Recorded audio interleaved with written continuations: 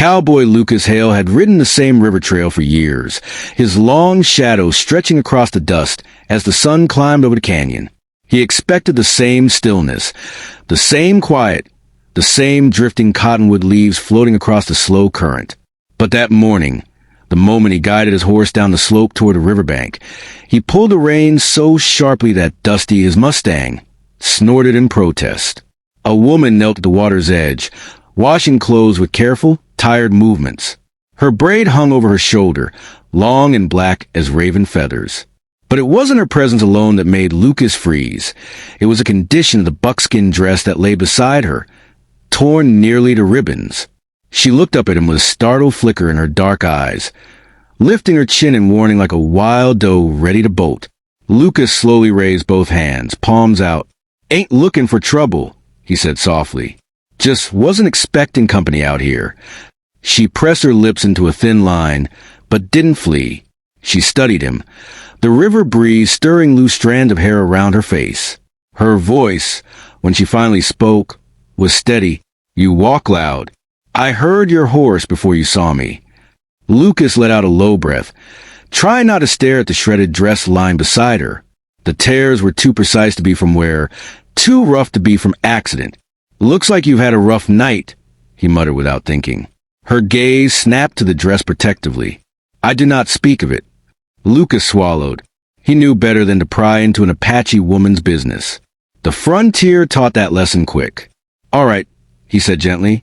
"Fair enough." She returned to scrubbing a worn shirt against the rock, but her hands were trembling. Lucas dismounted and knelt near the water, keeping a careful distance. He cupped water in his hands and rinsed his face, giving her space while still staying close enough to show he wasn't riding off. "Name's Lucas Hale," he said to the river. She didn't answer at first, as though her name were a secret she needed to weigh before sharing. After a long moment, she said, "Naeli, pretty name," he replied without looking at her, letting her decide what the words meant. She hesitated, watching him. When she spoke again, her voice was quieter. "My dress was torn by men who said I had no right to cross their land." Lucas stiffened. He lifted his head slowly. "You hurt?" She shook her head. "Only bruises. They chased me until dark. I hid. The night was cold." Lucas felt a slow burn climb through his chest. He'd seen too many settlers use the lawless stretches of the frontier as an excuse to harm those they thought had less power. "I'm sorry," he murmured. Naeli dipped the shirt into the water, wringing it out. Her movements had steadied, but her eyes held exhaustion deeper than the shadows under them. Lucas glanced at Dusty, at the spare blanket roll behind the saddle, at the extra canteen.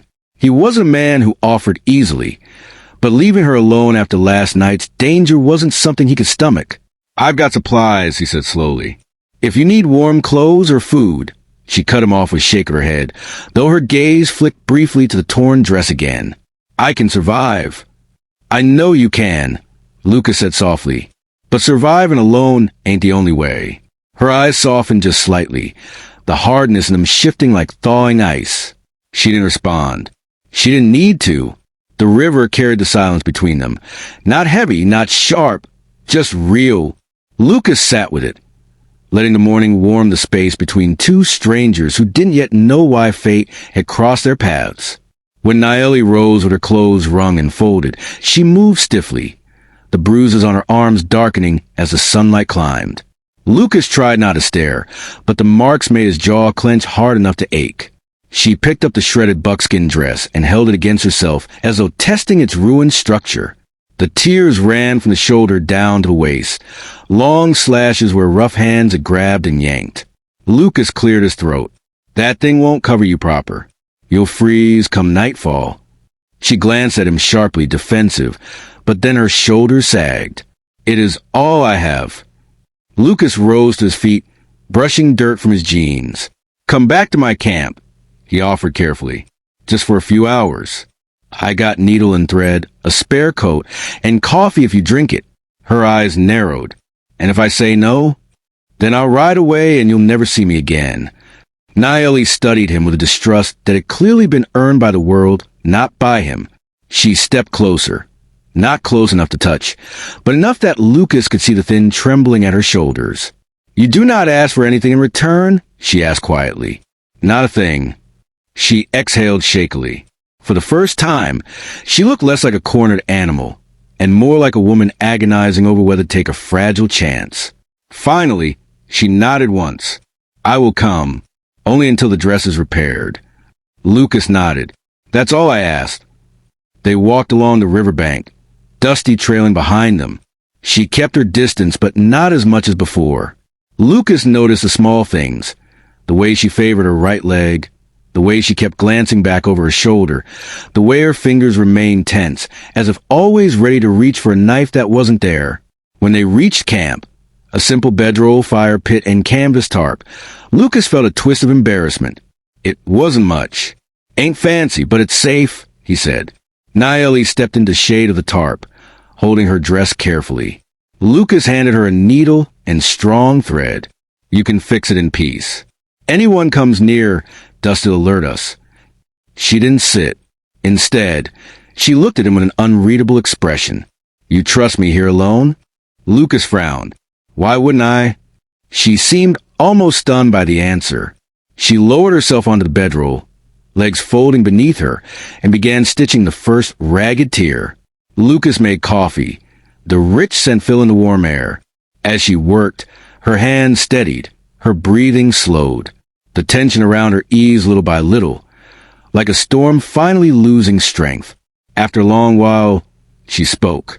"I thought all cowboys hated my people." He shook his head. "People hate what they don't know. I ain't one of 'em." She looked at him, then really looked at him, and for the first time he caught a glimpse of trust in her eyes. By late afternoon, the dress lay nearly mended, though still marked by the violence it had endured.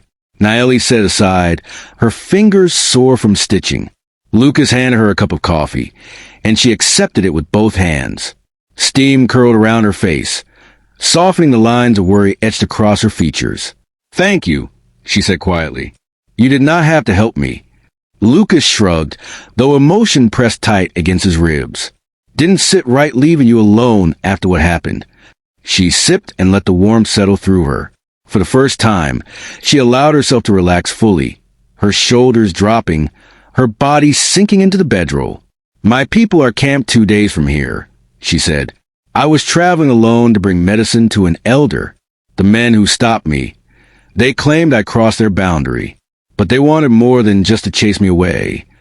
Lucas's breath tightened. "If they come near you again, I'll deal with them myself." Her eyes lifted to his, and something inside them flickered. "Why do you care for what happens to a stranger?" Lucas took a slow breath. "Because you shouldn't have to go through that alone. Because nobody deserves fear like that." Naeli stared at him, as though studying a rare animal she didn't fully believe existed. Then, very slowly, she reached out and touched the sleeve of the coat he had offered her earlier. It was a small gesture, hesitant but brave, filled with meaning she didn't know how to speak aloud. "You are different," she whispered. Lucas's voice lowered. "So are you." The moment stretched, warm and intimate, but she pulled back gently, setting the coat aside. "I must leave before sunset." Lucas nodded. Even though part of him wished she would stay a little longer, he helped her saddle Dusty, giving her the reins. "He'll carry you part way," Lucas said. "He knows how to find his way back." She hesitated, then took his hand in a brief, trembling grip. "I will remember your kindness," she said. "Always." And with that, she mounted the horse, her mended dress flowing behind her like a banner of survival, and rode toward the setting sun. Lucas watched until she disappeared into the orange glow, her silhouette fading into the horizon.